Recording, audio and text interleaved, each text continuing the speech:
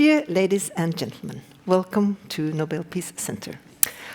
I want to bring the warmest congratulations to World Food Programme for receiving the Nobel Peace Prize of 2020. And I also want to congratulate and thank the Nobel Peace Prize Committee for an excellent choice. I want to congratulate humanity and all of us for this excellent prize. It's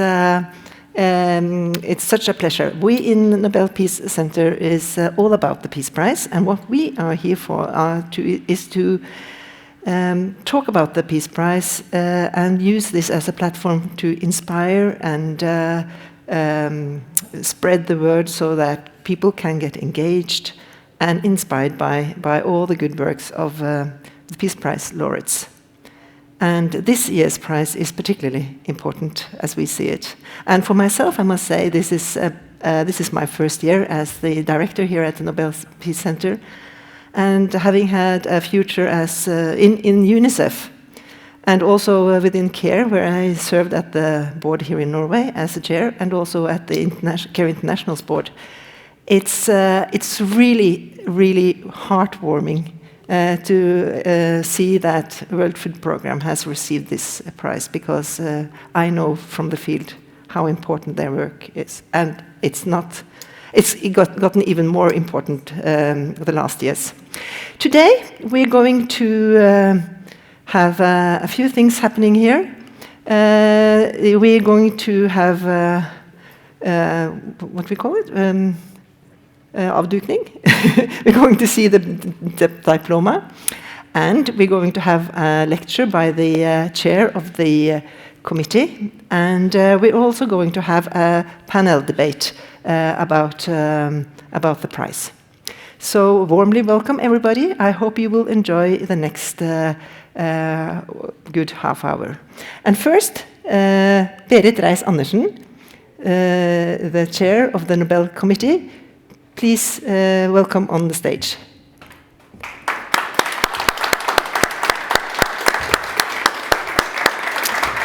And you're going to introduce the Diploma this year. That is a pleasure. How should we do this, Vanessa? Should I reveal the Diploma? Absolutely, I think it'd be a good idea. And this is the Diploma for the Nobel Peace Prize 2020. Congratulations, Vanessa. Thank you. Before I let you make some comments to your fantastic contribution, I would like to say just a very few words about the tradition of the Nobel Peace Prize Diploma. Traditionally, it has been Norwegian artists who have made an illustration that is part of what we hand out to the Nobel laureate, the Diploma and the gold medal. The hard cash we don't speak about at the ceremony, but there is a substantial money prize too.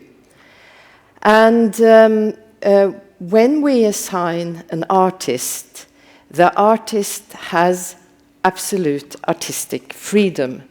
But at the end of the day, it is the committee who also selects the Diploma. And the past years, what we have done is to assign an artist for a period of time, and this is your third and last year as the Nobel laureate in-house artist. Mm-hmm. And I might say that as an artistic discipline, the Nobel Peace Prize Diploma is a very narrow discipline. And what is also important to emphasize is that the artist does not know who will be the annual laureate. First of all, because we cannot reveal it to anybody before we announce it, but it also gives the artist the freedom to express something on a more general and elevated level. And when I saw this draft, I have to admit that it brought my mind to the criteria in Alfred Nobel's will about peace congresses, which is hard work to make international agreements, settlements, negotiations, and I think you have captured that in an excellent manner, Vanessa. Oh, thank you. Lovely. Nice words. So, then, just a few words.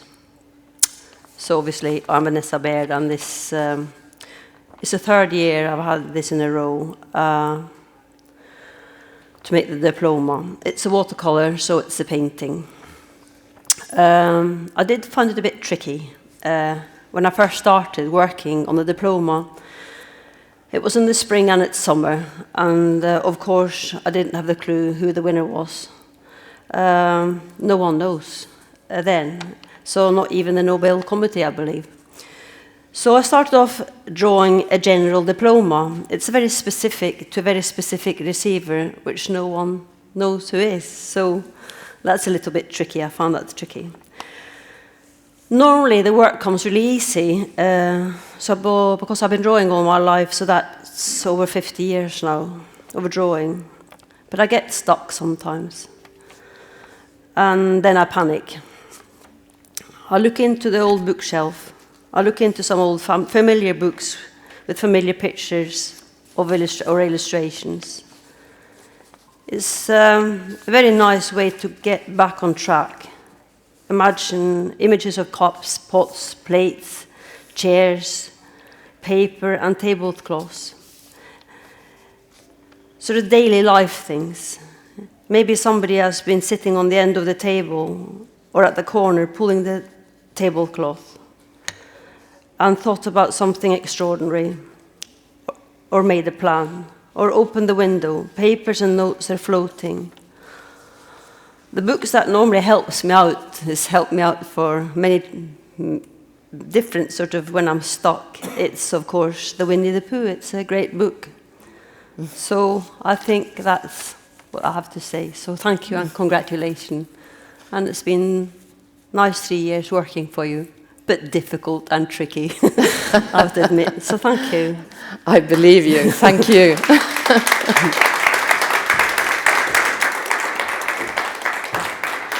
Thank you so much, Vanessa. Then, Berit, the floor is yours to explain and tell us all about the prize. Thank you very much. They say break a leg for luck. I perhaps brought that a bit too far. So I would like to try to stand and speak to you, but I have a chair if it becomes too difficult. I will just give you a few reflections on this year's Peace Prize. When I announced it yesterday, we did make a breach with tradition, because I opened not by saying the traditional words, the Norwegian Nobel Committee has decided that, etc. But I did make a statement that the need for international solidarity and multilateral cooperation is more conspicuous than ever. And by doing that, we wanted to emphasize, what should I say, the wrapping paper of this year's Peace Prize. Of course, the World Food Programme is a very important organization that I will say more about in a little while. But it is an organization that belongs in a context exactly of multilateralism. When United Nations was founded after the disasters of World War II, it brought into the international community a new order of international law, regulations, and international organizations. There was a development from 1945 and well into the 60s with more and more international organizations and corporations across all kinds of fields.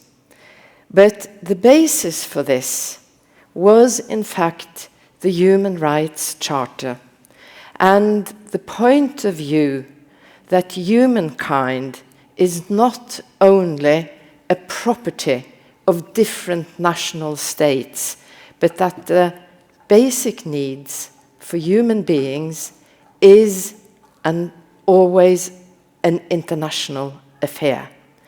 If a state mistreats its inhabitants, it cannot do it absolutely without interference, because by being human beings, we have certain basic rights. The right to life, and thereby also the right to food. And why did we press this issue today? Or yesterday? Because there has been a political shift from the optimism of international cooperation and to the flourishing of international organizations on every issue, from food security to culture to international courts, etc., etc. And now there has been a shift, the slow development the past 20 years, but more and more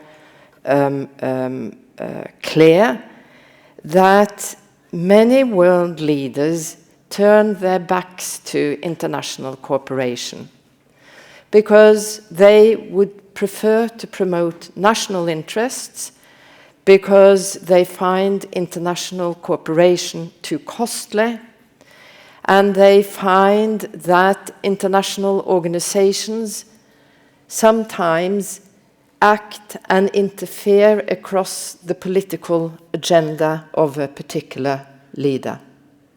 And that is exactly the point of international cooperation, that it is international and that there is a certain pressure between national interests and world solutions.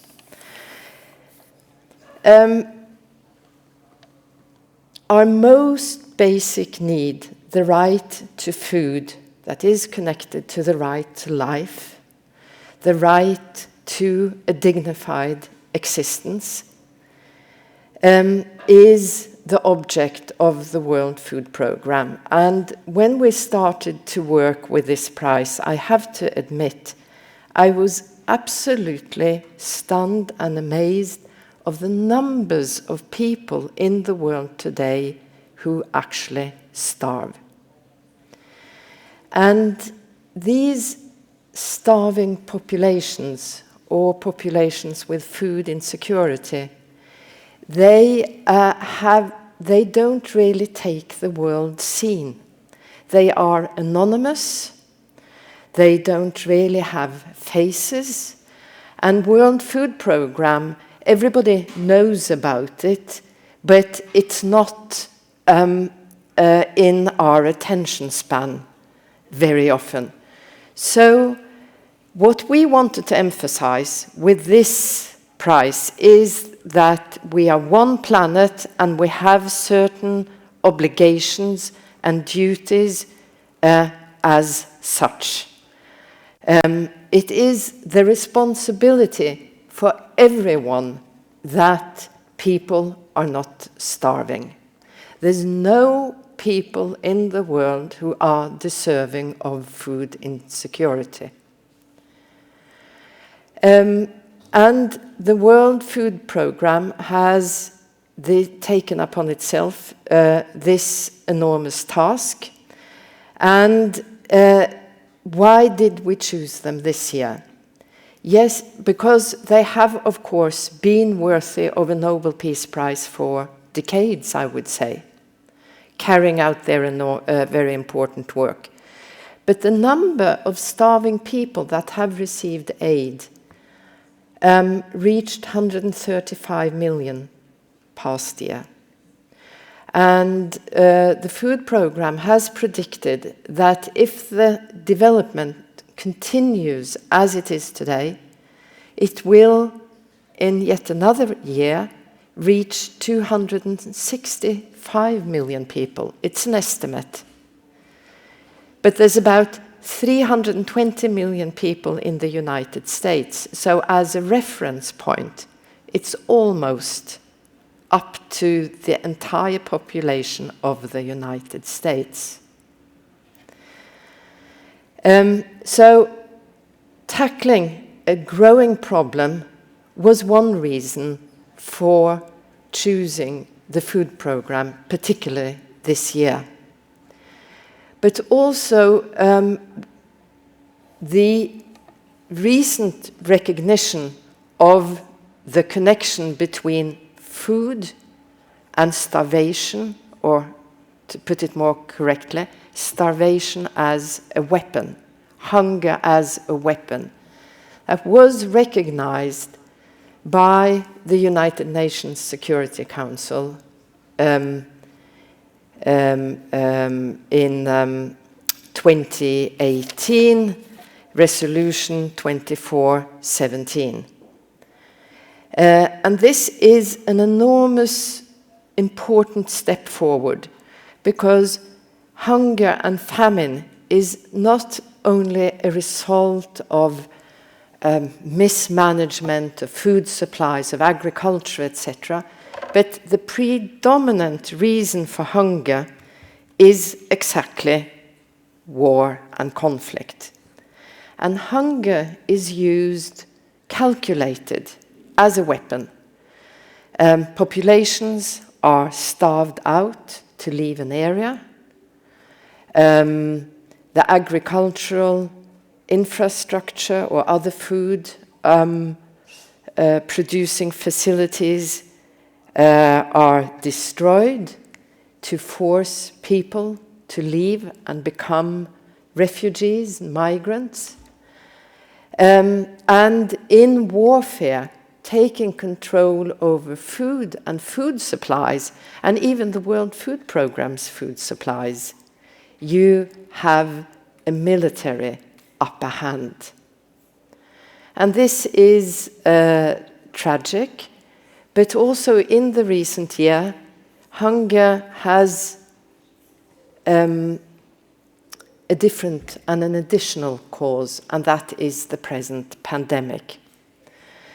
The massive closing down of communities worldwide means that a lot of people do not receive their paycheck and they cannot buy food. The closing down because of the pandemic has affected agriculture and the production of food. Bringing food into communities in conflict has become increasingly difficult because of the pandemic and the restrictions in air travel and all kinds of other things that we are presently living under. So this has contributed to the problem of starvation and hunger, and the numbers are unfortunately just adding up. So when we select a Peace Prize laureate, we will of course select first and foremost to the criteria of the will of Alfred Nobel. And in the will, there is a basic criteria that the prize should go to the person or the organization that has contributed the most in the past year. So there is a criteria of being up to date. And of course, in this very, very special year of the pandemic, we wanted to give a response to that challenge that we are facing today. But a response to the challenge is not only a vaccine, that is a medical solution. The response to the challenge is to point out the multilateral responsibility that we all have. It is to point out that all people, not only those in poor parts of the world or people living in war and conflict, we are all vulnerable and we may all be victims. And our only security net is the international responsibility and response. And when we, by this, we believe we answered all the criteria in Alfred Nobel's will. We have strongly emphasized the need for peace congresses, that is the criteria that supports international cooperation. The point of view that hunger is a joint humankind responsibility meets the criteria of fraternity between nations, and the very interesting point that I perhaps did not underline clearly yesterday is that this also has an aspect as a disarmament prize. If hunger is a weapon, by combating hunger, you are also combating war and conflict. So I feel that this prize is strongly within the will of Alfred Nobel. It is a very important prize to draw the attention to something we all know. We all know there are starving people around the world. And it's a very uncomfortable thought. And it is something we have a tendency to put aside and focus more on other current affairs, because it seems like such a magnificent problem that is impossible to solve. But it is possible to solve. It is possible to solve the way the World Food Programme works, because it's not only a relief organization, that is a very important part of its work, but the World Food Programme has developed ideas of sustainability, that food, the final solution of hunger is that you have to establish sustainable food chains. It has to be local, has to be accessible, and food is not always foodstuff. It can be medical equipment today, as masks, opening up schools and giving food, but also water, investing in agriculture, investing in food production. So the World Food Programme has shown a way. So I'm very, very proud and very happy that we have decided to give the Nobel Peace Prize of 2020 to this very deserving organization that really responds to the major challenges of peace and security today. Thank you very much.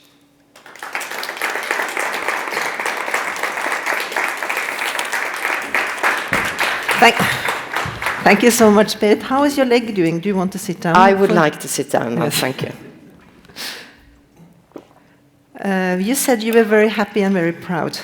So am I about this prize. And we so much look forward to working and focusing on these topics the next months, next year, because there's so much, as you said, we need the focus of international solidarity, the magnitude of starvation and lack of food, and well, all the topics you mentioned. But I have one question, and then I'll open for the floor to ask questions. Was it difficult to decide about this prize this year? It's always difficult, I assure you. And did you really expect me to answer it was easy? But it seems so obvious now when you're talking about it, because yes, I mean, but that is exactly part of the process, because when we start out with our 320-something candidates that we had this year, of course there's quite a few you just put aside and said this is not interesting, but there are several, there's quite a bit large number of candidates that we seriously consider. And it is my experience that when you start this process in February, by the time you come to August, September, the world is not the same. It's always changing. So what seemed obvious in February has changed by May, and then even changed more by September. But when you have gone through the difficult process of having pros and cons to many candidates, in the end, and this was particularly strong this year, there's a kind of relief, because everything just seems so right and falls into place for exactly this candidate. So in that sense, yes, it was easy. and it must have been very, very, I mean, the change within this year from February, because February, the world looked quite different than it did in March and what it looks like now. So it must have been a very interesting year for you to... A very challenging year. Yeah, I can imagine. Any questions from the audience? Please feel free. You have the chair of the Nobel Committee. You can ask some questions. Anyone from the audience out there? We have many viewers, actually also online. We are streaming this event, so it's possible to send us questions via Twitter. So please, if you have any questions. While you're thinking about that, I can perhaps ask you another question. I have many. It seems to me that the reception from media has been very positive. Is that because it's, well, that's not usual, is it? With so anonymous positive feedback and response? Is it because it's dull and unimportant? Well, I think the reaction really underlines what I just spoke about, that the problem of hunger, nobody is against solving it.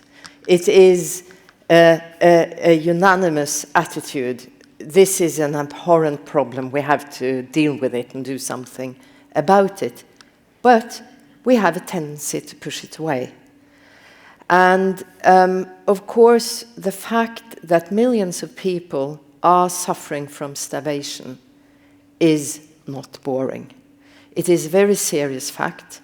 And I hope that this Peace Prize is a reminder that it is a personal and individual responsibility for all of us to feel a responsibility for other people.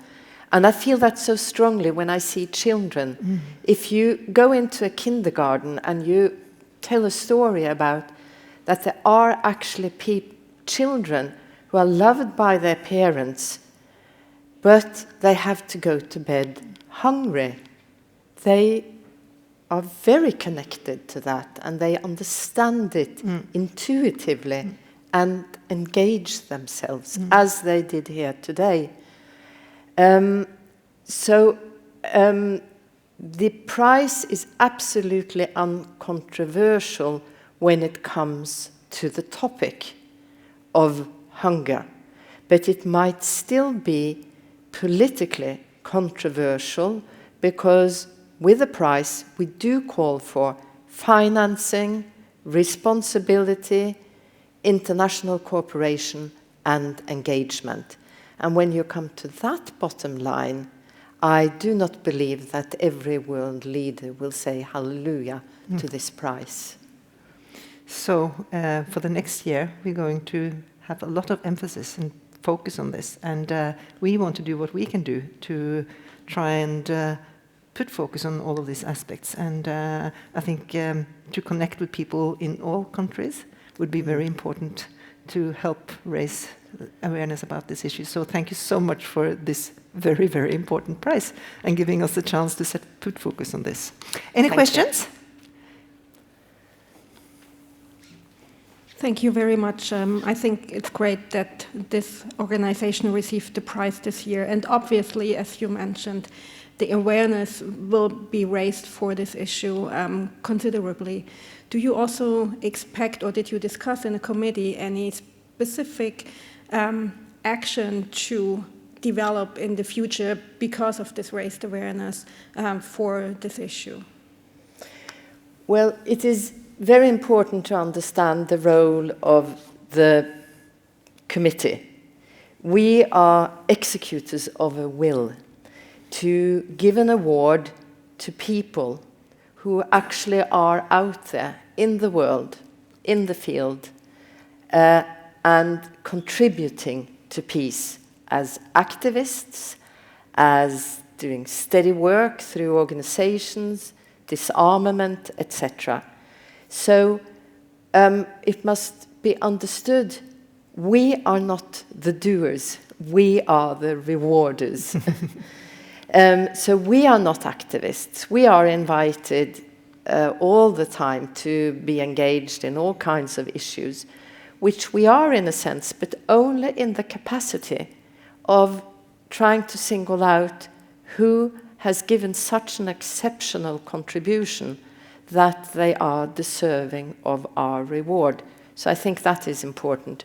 But we do make political statements because we have a mandate in the will of Alfred Nobel to promote exactly these values of fraternity between nations, peace congresses and disarmament.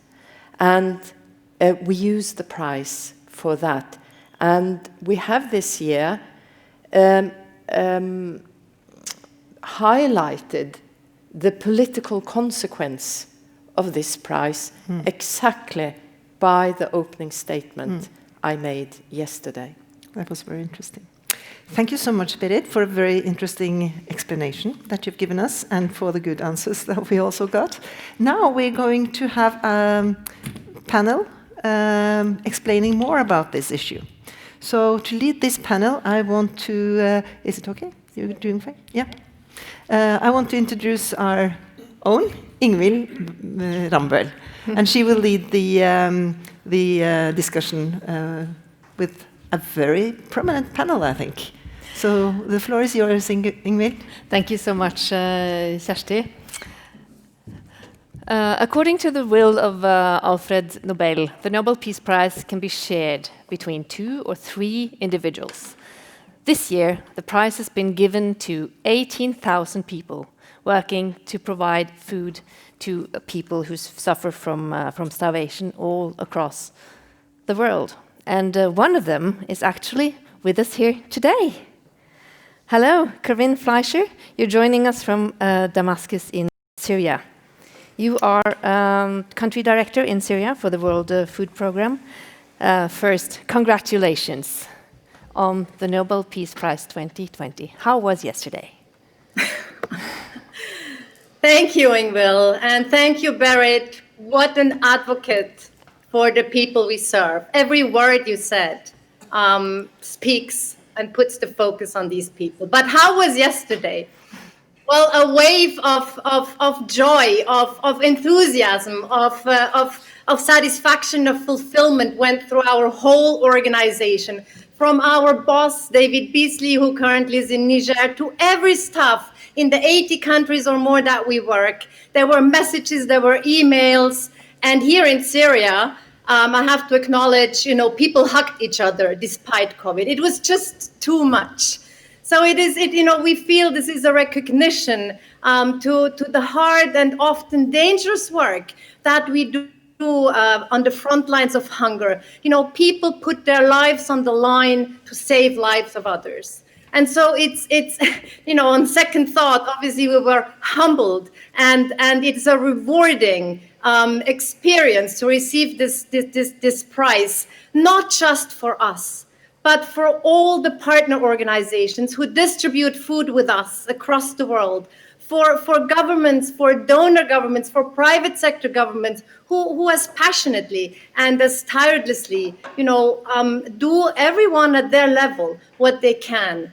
And if I may, lastly here in Syria, it is a recognition to our Syrian colleagues and the colleagues of our partner organizations who have seen their beloved country fall into ruins. Yet they come every day to work, to save lives and help people get back on their feet. As we heard the chair of the Nobel Committee say, the number of people suffering from acute hunger is on a steady growth.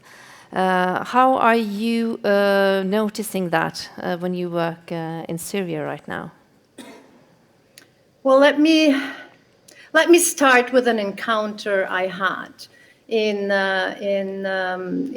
one of my recent trips through the country in Aleppo. A woman came to me, thanking me. She said, because of you, me and my family, we have survived. If we had not received your monthly food parcel over years, we would not have made it. So we are supporting 5 million people in Syria, and the World Food Programme across the world is supporting over 100 million people. And so first, we see this as a recognition to the invaluable service that WFP is rendering to humanity. But let me give you another story to answer your question. I was a week ago in the northeast of Syria, which is the Kurdish area. And at one of our distribution points, a woman approached me with a plea to give her a food parcel. She's not on our lists. She said, I cannot survive without receiving your food. I need to eat. I have 2 children. And she lost her job because of COVID. And it was heartbreaking because we cannot include her into our lists because we do not have the funds. So her and millions of people across the world, need us to put the focus on them, and this is a call, for all of us to do more wherever we can, us in WFP, but donors to do more so that we can help the 690 million people who are food insecure. And as Berit said, those with acute food insecurity. We are concerned that this number will rise by 80% from 135 to 260 million people. As you said, the prize announcement was also a kind of a call to action for the donors. And that, I think, is a key word to our next guest, because we are joined also by Director General of NORAD, the Norwegian Agency for Development Cooperation, Bård Vegar Solhjell. Welcome. Thank you. Why is this year's Nobel Peace Prize an important one, do you think? Well, first, let me congratulate briefly both the laureate and the committee with a wise choice. I think it's important in 2 somewhat different ways.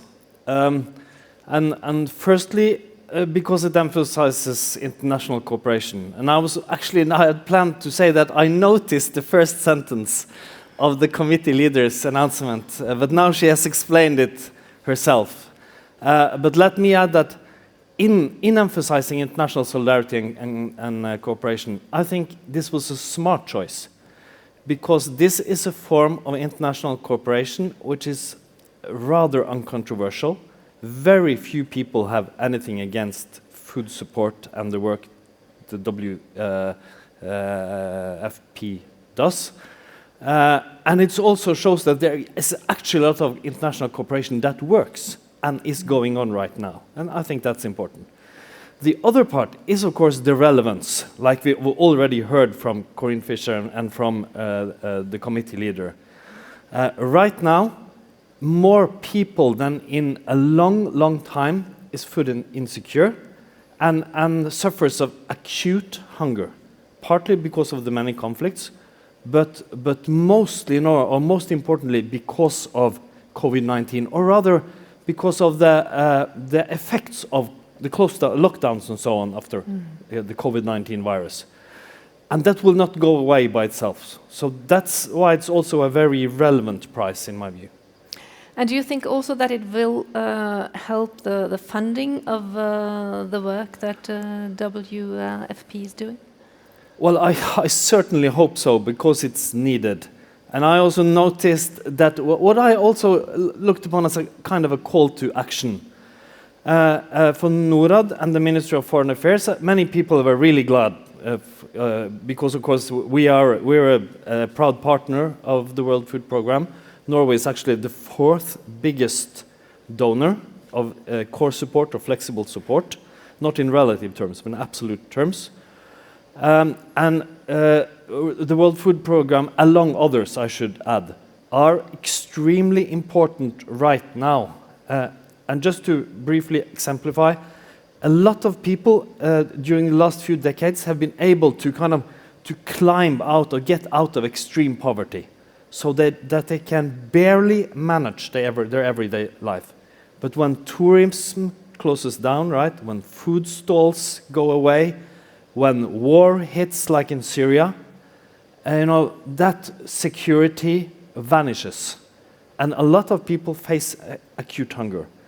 And that's when it's so important to be able to give humanitarian assistance, but also to build those kinds of long-term food systems that can make a real and lasting difference. Corinne, you're still with us. What are your hopes when it comes to the effect that the Nobel Peace Prize could have on your work? Well, really, we hope that we will have the funds not only to support the people we support now, but all those that need our help. And honestly, we also hope that, receiving and then putting the focus on peace, and that this is a call to stop conflict. I mean, it's a reminder for all of us, coming from your institute and from the Nobel Peace Prize, that how much food security and peace and stability go hand in hand. We cannot achieve the global goal of zero hunger without peace. And also, peace cannot prevail unless we stop hunger. Thank you so much. Good luck with your work, Corinne Fleischer.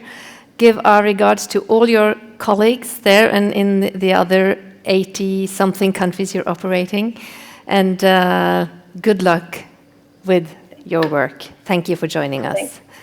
Thank you, Bård Vegar, for joining us. And I will now welcome 2 other people to our stage who will elaborate a little bit more on the connection between food and peace, as we just heard Corinne talking about. I will be joined by our in-house Nobel Peace Prize expert, Toril Rokseth. She is Director of Program here at the Nobel Peace Center. She is joined by Ruth Haug, Professor of Development Studies at the Norwegian University of Life Sciences and an expert on food security and international food policy. Welcome, Ruth Haug. Thank you. You were among those celebrating yesterday, Ruth. Oh, yes, very much. I was so happy, and I'd like to warmly congratulate the World Food Programme. I think that was an excellent choice. Thank you to the committee leader for that choice. Toril, I want to start with you, because we've heard about Alfred Nobel earlier today. We've heard about his will and the criteria he sets for what kind of work that can be awarded with the Nobel Peace Prize. He mentions 3 things: disarmament, peace congresses, and fraternity between nations. How does this year's Peace Prize fit into that picture? Well, our big boss, main boss, Berit, just explained this for us very wonderfully. But I can just add that, yes, it does fit all three criteria. But I think in our programming here at the Nobel Peace Center, this following year, I think we would focus on the fellowship between nations, or the fraternity between nations, because I think we need to, because for people to not only intellectually understand this, but connect with it, as Berit also mentioned, I think that's our main focus. So, because when we see the work that the World Food Program is doing to secure food, but we also see that this has a positive effect on education and job opportunities. So all this in sum, I think we can really see that this is a contribution to fellowship between nations. Yeah. And Ruth, with your, I think it's about 30 years of experience working with food security, what can you say about the connection between hunger and food insecurity and peace and stability on the other side? Yeah, I can very much endorse what has already been said when it comes to the very close link between hunger and peace, war, conflict. And I think that connection is very much in two areas. First, when it comes to that more and more people, food insecure people, live in countries with protracted crisis. Now it's around 60%, and it has been going up and up. So when we have a war, people become poorer and more hungry. That is unfortunately what happens basically always. When it comes to the link regarding to what degree hunger and famine contributes to conflict, that might happen sometimes, but not always. So there, we have to look at the context, and also because there are so many factors. I mean, it's not only hunger, famine. There are so many other factors also playing a role. But overall, the link between hunger, peace, conflict is really strong.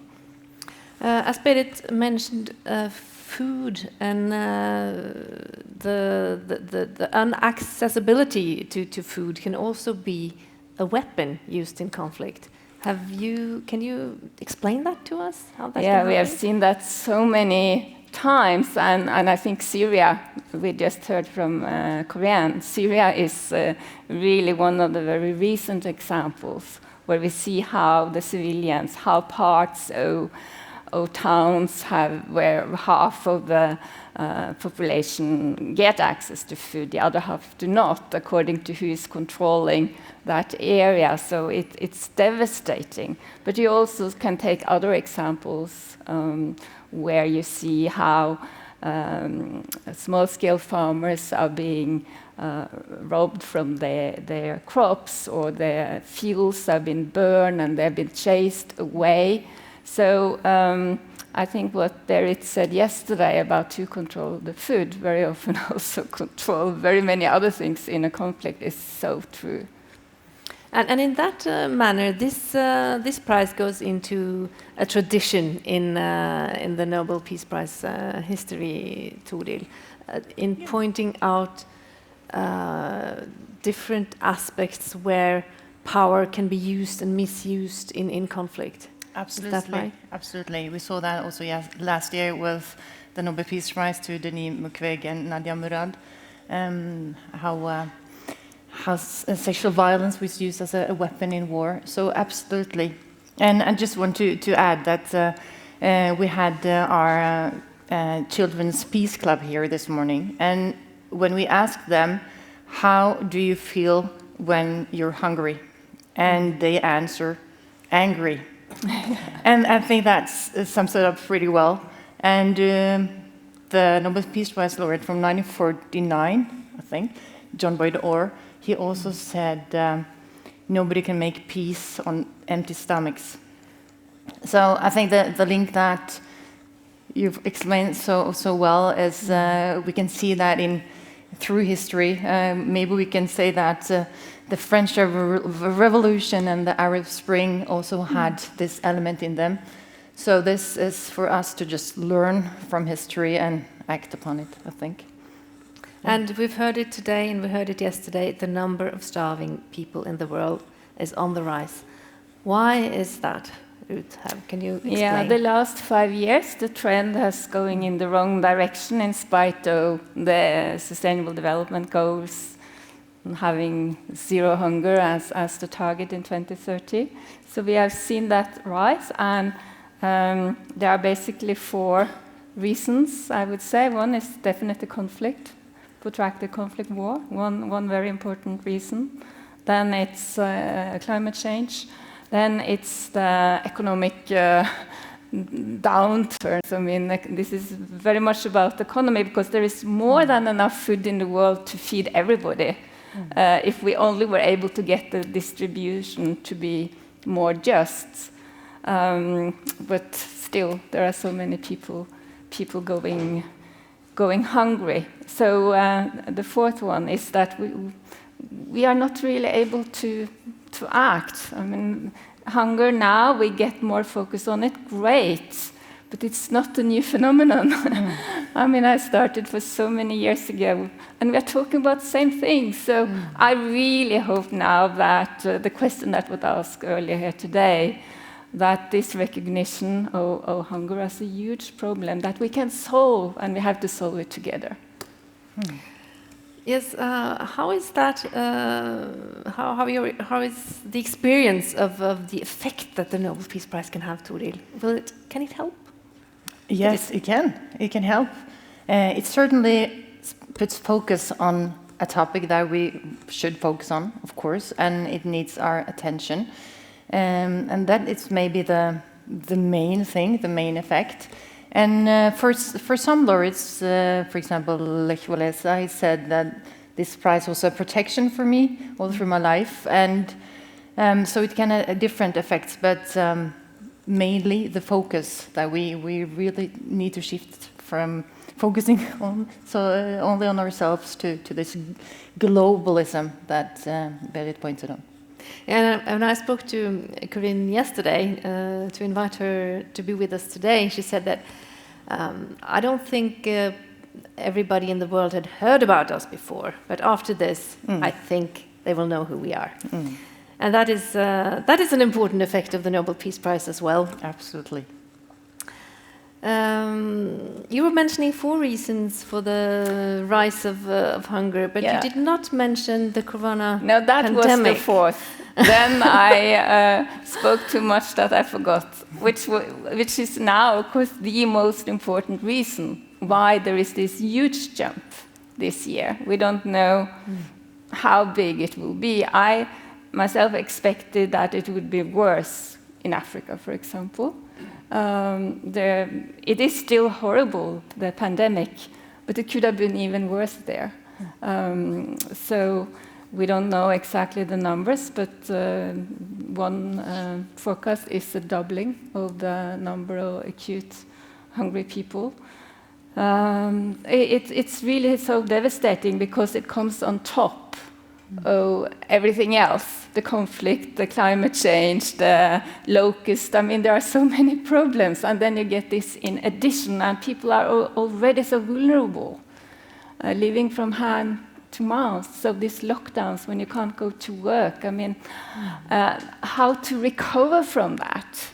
And that's why the World Food Programme is so important, because they are really, really able to get people to get over these horrible impacts of the pandemic. And one thing is the economic recession, but the pandemic has probably also made it more difficult to provide help, because it's difficult to travel, it's difficult to export things. How important is that effect? Yeah, that is really important, because just take one thing as school meals in schools when the schools are closed. I mean, and you can't go to the health station. I mean, there are so many additional problems because of the pandemic. So to recover from that and maybe be more resilient and prepared next time, because there will be something else at some times coming up that we are not prepared for. So I think also the World Foods Program work very well on preparedness and helping countries to be more prepared for different kind of disasters. And another thing the pandemic has shown us is that a crisis can also affect us living in the privileged part of the world. Do you think, Toril, that fact could make it easier to talk to people about hunger? I mean, we've been talking about the hunger problem for decades. Are we more receptive now? It might. It's a strange fact that maybe that was needed for us to understand more of the globalism and being one world parts. Maybe we have to think this through to find our creative and good ways into people's minds and hearts. Yeah. That's a question to you, Edith. Can food insecurity come to our parts of the world as well? How can we be affected? I mean, we never know. It's so much uncertainty. And when I'm saying there is more than enough food in the world today at global level, not national, local level. But that might not be the case 10 years from now. We don't know. We don't know what crisis will come. We need to also to be prepared in our part of the world. But maybe I could add one thing to that whole global question you asked. I think that what the World Food Program is doing is great, and they are fixing what very often other people have messed up.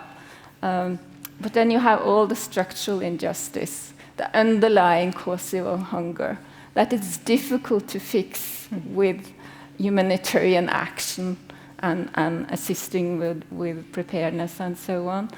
So to really be able to address that structural injustice that cause hunger to continue decade after decade, that's where we really have a huge, huge challenge ahead of us.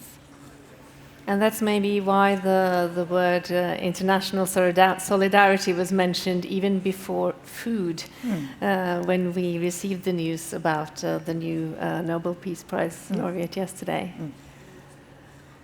Thank you so much for joining us, Ruth Haug and Toril Rokseth. And thank you all for watching this celebration of the 2020 Nobel Peace Prize. Stay tuned. We will have more celebrations coming up later. Thank you for today. Bye-bye.